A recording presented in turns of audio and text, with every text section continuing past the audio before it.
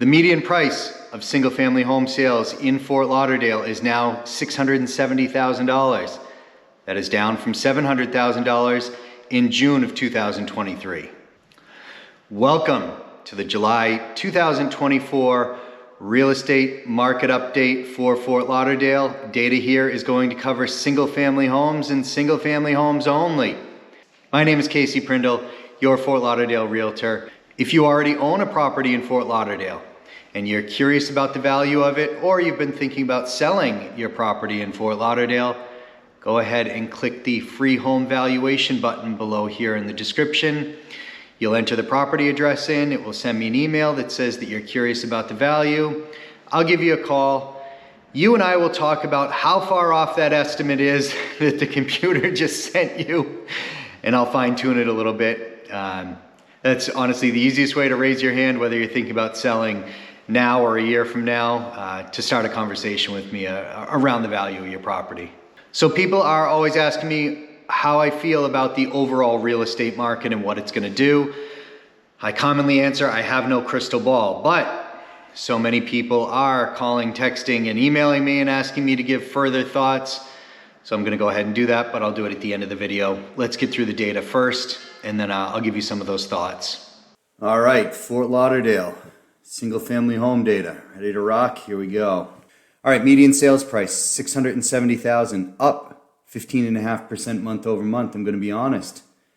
As we kind of sit here and climb higher, I'm a little bit surprised to see this still rising. And I'm going to show you why on the next slide. But I do think by and large the takeaway that I want to say is, look, all the national headlines that you read in the media and the newspaper or whatever keep saying that Florida's in free fall for pricing. Clearly, if you look here, single-family homes in Fort Lauderdale are not in free fall. There is not mass doom and gloom going on. Are there some storm clouds gathering? Yep. But I don't think it's as bad as if you read the paper and what you see. So always important to come and listen to Casey, find out the real data. All right, let's go to number of properties that actually sold.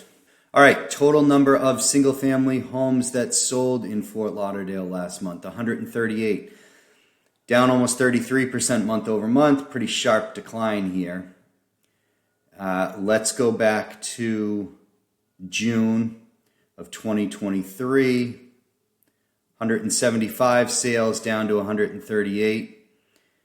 So we're off year over year. That's a pretty sharp decline year over year, actually. Is this a cause for concern? Well, look, if you've watched me for a while, you know that one of the things that I really want to focus the most on is the number of sales that are actually taking place. I mean, this is really kind of shows you how well the market's doing. Now, you may ask, well, wait a minute, Casey. Median sales price was up, but the number of sales are down. How could that be? Well, I'm going to tell you how that could be. Probably means that more sales are taking place at higher dollar price points. So fewer sales, higher median price. That's how you end up with that dichotomy. That being said, we're kind of flirting with the low on this chart, right? I mean, you have to go back pretty far. Look, we're in the same market that we were back here. Now, was this market bad? I mean, I was transacting in it. Wasn't terrible. Certainly wasn't 2008. So something to keep an eye on. I do think that, the big theme and moral of the story that I want to come in is, this kind of crazy is done. And, could rates help that out? Help boost the market? We'll talk about that towards the end here. But on to the next, average list to sales price. So selling at 95, almost 96% of list, kind of heading up here for those new to this slide. The lower that we get on this chart, the more negotiation room that buyers have. The higher that we're getting on this chart, the more sellers, just like here, they were getting 100% of their asking price and over, which meant every single property that hit the market was selling for over ask. here's why this is healthy. This is healthy because this is price negotiation happening between buyers and sellers, right? So there is room where prices are moving around. And also keep in mind, this gets pegged to the original listing price when a property went on the market versus the final sales price. So it could have been that something started out at $100,000, reduced price to $95,000, sold at the $95,000 without price negotiation happening between the buyer and the seller, but just that price reduction alone gave you that 5%. So look, I do think it's an interesting thing always to keep an eye on because it's just showing you how negotiable, why can't I say that word today? How negotiable the market is. I probably can't say this because I'm filming this at 6:45 in the morning and most of you are probably still asleep. But I get up at 4. Anyways, here we go. All right, before we go on, if you are looking to either buy or sell a property in Fort Lauderdale, condo, townhome, land, single family, even commercial, go ahead and click the book a call with me link in the description here. That's going to set up a 30-minute phone call between you and I. It's better to tell me with more advance notice what you're thinking. It's better to get me involved in your home search from the beginning or your sale process from the beginning. It's hard if I have to come in on the 7th inning of a 9-inning game. There's just less wiggle room that I have and less advice that I can give you that's meaningful. So go ahead and click that link if you are interested in buying or selling. Let's have a phone call. Or honestly, just forget clicking a silly link and just call me. My phone number is everywhere on here. You can find it easily. And I think I'm fun to talk to. My kid thinks I'm fun to talk to. All right. Median days on market. 43. Now, for those of you new to this, this is the number of days when a property was active before it went to pending sale. This does not include the amount of time that you were under contract. So if you're on a 30 or 45-day contract, you have to add 30 or 45 days to this timeline to know when you're going to go from the time you sign an offer to the time you're sitting at the closing table. Now, here's why it's important. This is important to keep an eye on for buyers because if this is higher on the chart, it probably means that sellers are seeing fewer offers. Likely means you'll have more room for negotiation because you know, hey, seller's not seeing very many offers. I can, kind of wait it out and I can see if I can get a better deal than I thought I was going to get. As we go lower on this chart, right, something down here, sellers are seeing a lot of offers, right? This is a really good market for sellers. The lower that we are on this chart, the better we are for sellers. So look, I think we're kind of mid-range here. Again, as I alluded to before, there is negotiation happening. And I think that's healthy. So I don't think we're in a bad place in the market. But if you're a single-family home seller and you do think that we're back here, I kind of got, some bad news for you. Things are taking longer to sell. As I said, I have listings out there that are nice single-family homes that I thought were going to sell in a faster amount of time. Even the showings are slow on them. So anecdotally, that's what I can tell you. Median price per square foot. We're going to say it again and again and again and again. The good stuff is selling. And what I mean by that is the renovated stuff is selling. That's why this is not a surprise. We still see kind of this upward trend in price per square foot. The HGTV thing of I want to buy the wrecked property and fix it myself, that just isn't happening right now. Mainly because, think about it, if you're a buyer coming in and you have a higher interest rate, you have a mortgage payment that may have been double versus, a handful of years ago, a couple of years ago. So you no longer have that extra cash to play with to fix something up. It needs to be in turnkey condition if you're in that first-time home buyer bracket. But if you're not in that first-time home buyer bracket, the buyers I'm talking to are picky. I mean, everybody just wants already done kitchen, already done bathrooms. They don't want to mess around with stuff. So again, people will pay for the better stuff, and that's how you're going to you're going to get a median price per square foot that's kind of higher on this chart.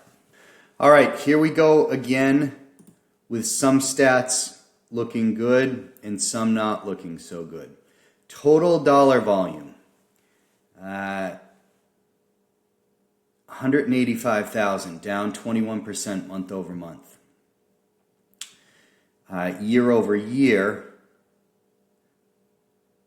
let's see, we were at 180 million, or excuse me, we're at 231 million, down to 185, so that's about that same, about a little over 20% decrease year over year. Is this great? Well, probably not.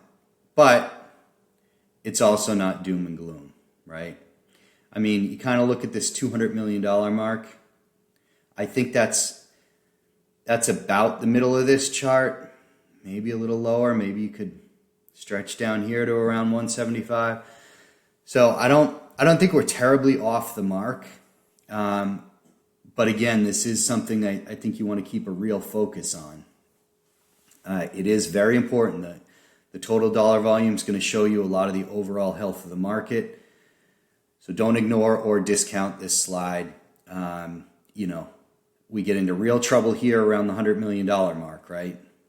That's where we really get to the lows. We're pretty far away from that. And I don't think that we're going back up to this level anytime soon either. So mid-range, kind of a comfortable place to be. All right, look, if you have a property here in Fort Lauderdale and you're thinking about either selling it or you just want to know the value of it, you can go ahead and click the free home valuation button down here below. Enter your address. It will send me and only me a notification that you're curious about your value. It's going to send you an approximate value along with a range in value. They're probably going to be pretty far off, to be honest with you. It's just a computer that doesn't know the intricacies of Fort Lauderdale and how the values from one street to another street can change. Think if you're north of Sunrise or south of Sunrise, your value is going to swing immediately just based on a road. Computer doesn't know that. So click that button. I will give you a phone call. We will talk about your property. I don't sell your information and I don't pass it off to somebody else. It's just me that's going to call you. And again, I think I'm fun to talk to. All right, months of inventory. All right, months of supply, single-family home inventory in Fort Lauderdale. If you have followed me for a number of years, probably if you've followed me for a number of months, you know how much weight that I put into this. Supply and demand is what's driving a market. I don't care what commodity we're talking about. Supply and demand is what it's all about, right? All right. So we're up 19% year over year. Realistically speaking, what does this mean if you're a buyer? If you're a buyer, this means you have 19% more choices right now than you did if you were home shopping a year ago. I digress, but you have more than 100% more choices than you did if you were just looking 2.5 years ago. So this upward trend, this is good for buyers. It means more choice, right? It means more supply is around for you to choose from. Now, conversely, if you're a seller, boy, did you like this. This was nice. Nationally, 6 months is the level that we use to say whether we're in a buyer's market or a seller's market. If you're below 6 months of inventory, it is said to favor sellers. If you're above 6 months of inventory, it is said to favor buyers. Now, if you look at this chart and you look at 6 months, look, we've only been above there. We just barely touched it there. I would say 4 months of supply is more our median line, right? Maybe between 4 and 5, somewhere around that range. So I do think that we're in a bit of a buyer's market right now, where if you just looked at this on the 6 month thing, you would say, no, we're not. We're in a seller's market. That's why I say you have to look at stats locally. You can't look at this stuff from a national level. So look, this is the one to keep an eye on. You want to know where market health is, this is the thing to keep a close eye on. Buyers, let me talk to you for a second. If you're interested in buying a property, there is going to be a link below in the description for a property home search. Click that button. Register on the website, go ahead and look at some properties. All that's really going to do is have you raise your hand to tell me that you may be interested in buying a property. Again, the data only goes to me and only me. If you put your information in there, I will give you a phone call. It's not scary, and I'm not going to try to sell you anything. But that's the easiest way for you to raise your hand and tell me that you're interested.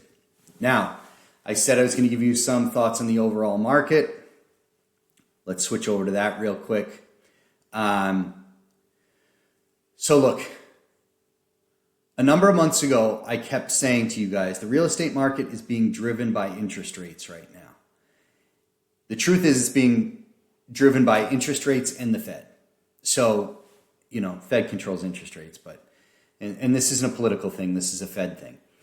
My opinion is the Fed just walked around trying to break things. Within housing, that's what they wanted, to just break stuff. And the easiest way to break stuff was to just jack up rates. And they thought, well, that's going to slow home prices, which was, that's not a rational thought process, because you have people at 3% mortgage rates that weren't going to sell a 3% mortgage rate home to buy another home at 7%. And magically home prices are going to come down. That's an insane thought. I digress. A lot of people are asking me, and look, I work with a lot of high net worth individuals. I work with a lot of everyday individuals. For those of you that don't know, I have a larger commercial practice than I do residential practice. I deal with a lot of family offices, private equity funds. And a lot of people are trying to get a gauge on interest rates and where things are going and what my thoughts are. And I keep saying this, which is there has to be some kind of catalyst for the Fed to say, okay, we met our mandate, we're now going to pull back on rates.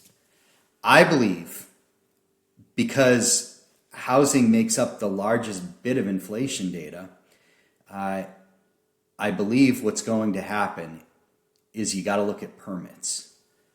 It's going to be a little bit roundabout, so give me about 3 minutes to explain this. So when interest rates went way up, every developer that I know, they stopped coming out of the ground. They may have the land and they may still be buying land, but they're not putting in for new permits to build because their financing costs got crazy to build. So they're not going to do it. All they have are projects that exist to wrap up. Those construction jobs, where those construction workers are working on those job sites right now, once those jobs wrap up, I don't believe they have new projects to go get another job in. I believe that this is going to lead to a slowing, not only in wage growth for the construction sector, but also in the amount of jobs that are available in the construction sector.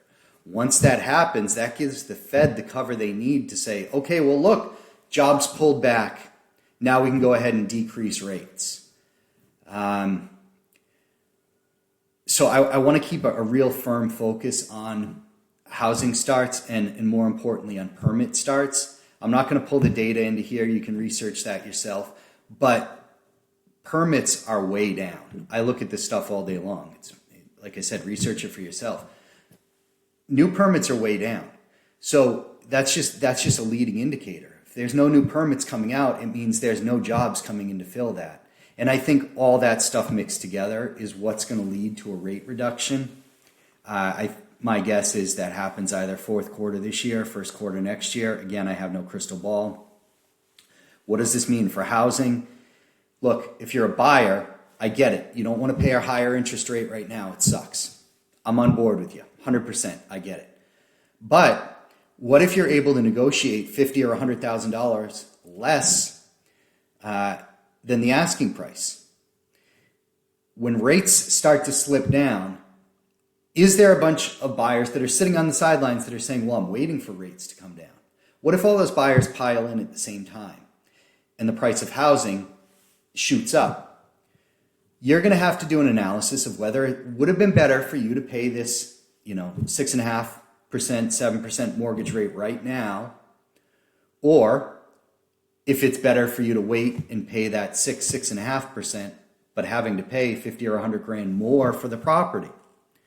So your monthly payment may be less, but your acquisition price will be higher. See what I mean? So we're kind of in a place where when people ask me, I tell them, look, every situation is different. You have to do this calculation for yourself, and I'm more than happy to walk you through that and talk with you about that. I actually enjoy that.